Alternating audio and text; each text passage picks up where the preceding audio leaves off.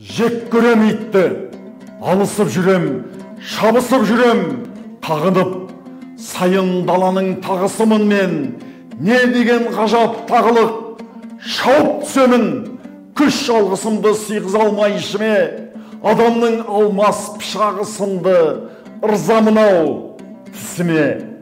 Қасқыр бабалар, бар ұлыстардың мазасын алып манадан, иттермен болған қанды ұрыстардың иісін сезем даладан. Таңқу сөз жүрек көгін үрлейді, қорлық қарғысқа барабар, бізбенен иттің тегі бір дейді.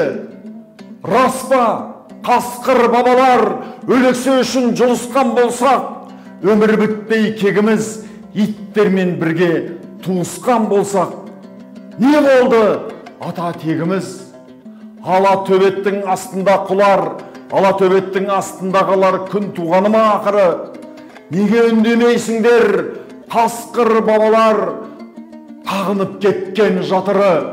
Неге үндемейсіңдер?